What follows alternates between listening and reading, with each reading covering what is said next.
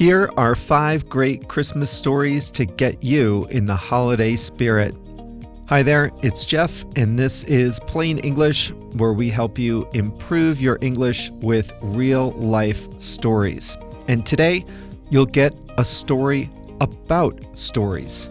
How about that? Today's episode is about 5 classic Christmas stories. This is not an official ranking. This is not a best of list. It's just about 5 different stories. I don't make the podcast about me too often, but I did exert a little editorial privilege today, and I included my favorite Christmas story from when I was a kid. So listen up for that. This is episode number 826 of Plain English. It's December 22nd, 2025. It's the last episode of the year. After this, we're shutting down our computers and getting some well-deserved rest for the new year. We'll be in your feed every Monday and Thursday, like always, but this is the last new episode of the year. The full lesson is at plainenglish.com/826, and that is thanks to JR, the producer. Before we start today's story, I'd just like to remind you that the podcast is just one part of how we can help you upgrade your English skills. At plainenglish.com, you can make faster progress with active learning strategies. You can take quizzes, do activities, listen to the fast version of the audio, watch video workshops, practice what you learn, and even join a live call with JR and me. It's all about helping you build your skills to become a better, more confident English speaker. Sound good? Go to plainenglish.com to start your free 14-day trial today. Now, let's jump into today's story.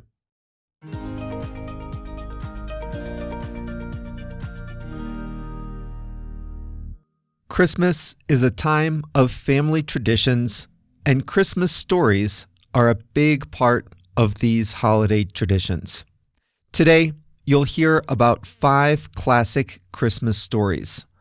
One thing they all have in common is that they have universal themes and they can be enjoyed by kids and adults. This is not a ranking, not a top 5, not an exhaustive list, but we will talk about 5 classic Christmas stories. They are The Snowman, The Polar Express, The Legend of the Poinsettia, A Christmas Carol, and How the Grinch Stole Christmas. The first story we'll talk about today is The Snowman by the British illustrator Raymond Briggs. It came out in 1978. The Snowman is a picture book. There are no words, just illustrations. A small boy, James, builds a snowman in his yard. The snowman comes to life, and they have great experiences together. They explore the boy's house, and they fly over the countryside at night. But in the morning, after James wakes up, the snowman has melted. Their special friendship lasted just the one day. When I put it that way, the story sounds sad, but Briggs said it wasn't meant to be sad, just realistic. And because the book has no words, readers are free to interpret it in their own way. It's a great Christmas story because it captures the idea of childhood wonder and imagination. It also shows that some connections can be special, even if they're fleeting. Our next story is The Polar Express by the American author Chris Van Allsburg. It came out in 1985. The Polar Express is a short story, just 32 pages, but it's a beautiful book, and the form is important. It's unusually wide, with a hard cover and high-quality paper. On the inside, the full-color, detailed illustrations take up almost the full width of the double page. A slim bar of white on the left or the right has the text. The story is about a boy who lies awake in his bed on Christmas Eve. He hears the sound of a steam engine and looks outside his window. A train is waiting, and the conductor invites him to get on. On board, he joins dozens of other children in their pajamas. The train sets off for the North Pole. When the train arrives at the North Pole, Santa says he will choose one child to receive the first gift of Christmas that year. He picks the boy, the narrator. Santa asks what he'd like for his first present, and he says he'd like a bell from Santa's sleigh. Santa leaves him a note and says that only true believers can hear the bell ring. When, back home, the boy shakes the bell on Christmas morning, he and his sister can hear its beautiful sound. They are true believers. But his parents can't hear it at all. They say, "It's too bad the bell is broken." The last words of the book go like this: "At one time, most of my friends could hear the bell, but as years passed, it fell silent for all of them. Though I've grown old, the bell still rings for me, as it does for all who truly believe." The next story we'll talk about is called The Legend of the Poinsettia. The Legend of the Poinsettia is a traditional Mexican folktale best known in English through a retelling by the American author and illustrator Tommy DePaola. In the story, a poor girl named Lucida wants to bring a gift to present to the Christ child at Christmas Eve Mass. But she's sad because she has nothing to give. Her cousin consoles her. He says that even the most humble gift, if given in love, would be welcomed. So she gathers some weeds from the neighborhood and lays the bouquet at the foot of the altar. After she does so, the weeds bloom into beautiful red flowers, called the flowers of the Holy Night. Everyone present believes they have witnessed a miracle.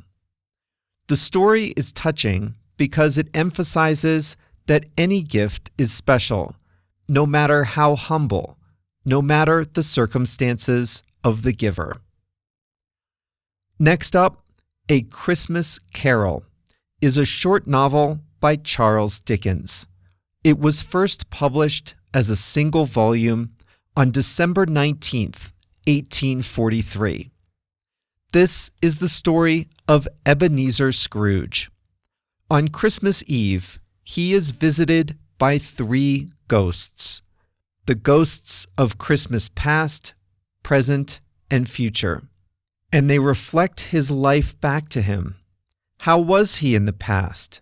How is he now? And how might he be in the future? In the story, he transforms from a selfish miser into a generous, warm-hearted man. So much of what Dickens wrote was a reaction to the harsh life and inequalities in Victorian England. Dickens wrote this quickly, and it was published in the weeks before Christmas. In the early 1800s, Christmas celebrations were low-key, and the holiday was not the family-oriented holiday that we celebrate today.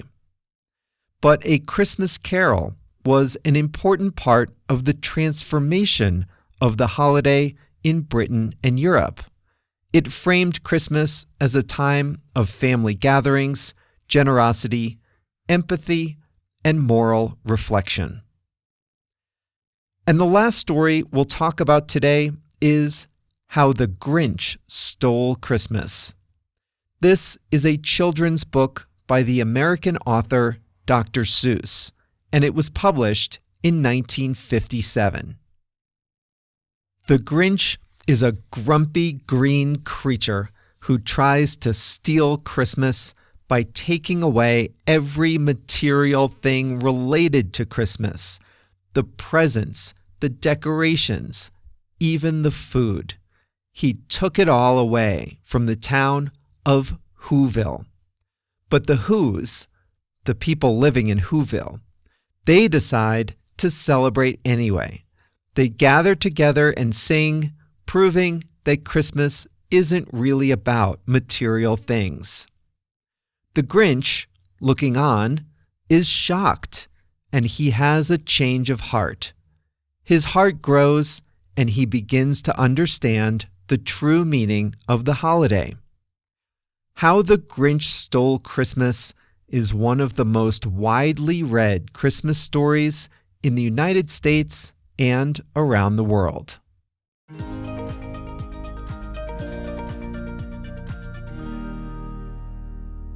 Interestingly, both the Grinch and Scrooge are shorthand for grumpy people who ruin Christmas, the Grinch, and greedy misers, Scrooge.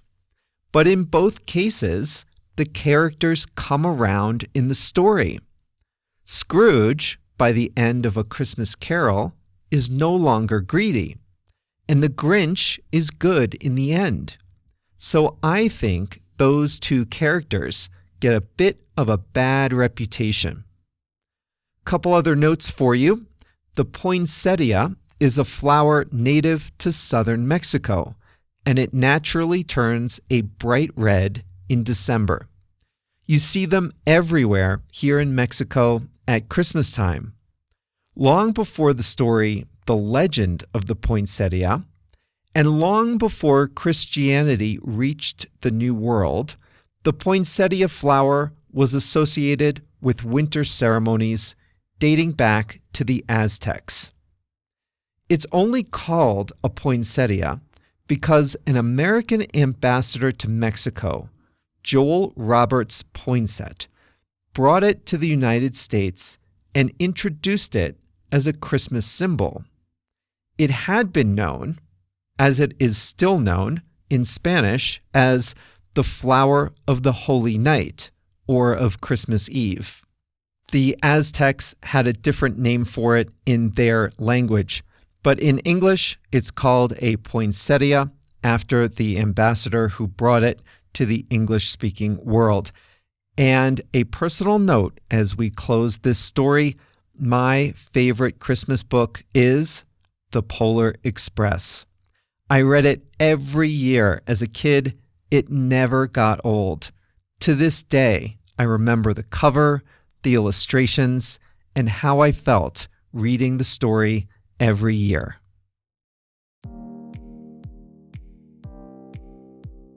I know we're getting close to the holiday, but if you have a young person in your life, one of your own kids, or a close relative between the ages of, say, 5 and maybe 8 or 9 years old, the Polar Express would be a great gift.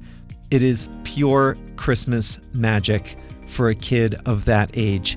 Get it in English, you can translate it live, or get it in your own language. The illustrations are just beautiful. And guess what I found? I found a YouTube video of the actor Liam Neeson narrating the story, and it shows the illustrations from the book.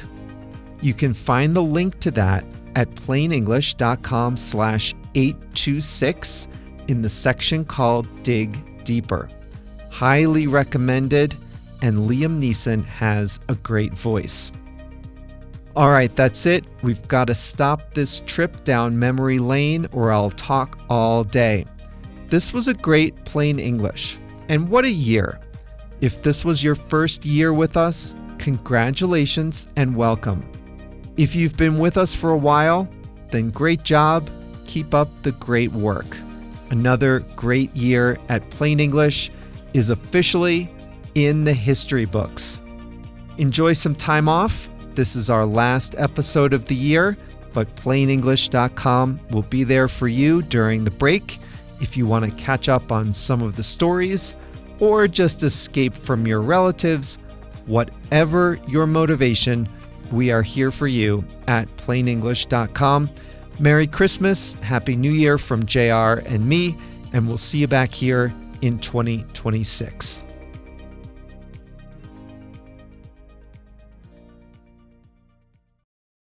Listen up if you speak Spanish, Portuguese, Chinese, German, French, Italian, Japanese, Polish, or Turkish. One of the most frustrating things about listening and reading in a second language is being confused by unfamiliar words or phrases. When you listen to Plain English, or when you read the transcript, you probably encounter some words you don't know. When that happens, you have a few options. You can stop the audio, go look up the definition, then return to the episode, find your place, and press play again, but that's exhausting. Or you can just skip it and be confused. That's no fun either. But what if you could see the translation of the word into your language instantly without having to stop the audio, without having to look anything up? Well, you can at plainenglish.com. For each episode, we translate about 100 words and phrases from English to 9 languages: Spanish, Portuguese, Chinese, German, French, Italian, Japanese, Polish, and Turkish. And we highlight those words in blue. All you have to do is hover your mouse over the highlighted word, and you'll see the translation instantly. It works great on mobile too. It really makes listening a lot more satisfying, and it's a great way to expand your vocabulary in English. The best way to see these translations is to sign up for a free 14-day trial at plainenglish.com. During your trial, you can read as many transcripts as you like, all with the translations into your language. So sign up for your free trial today at plainenglish.com.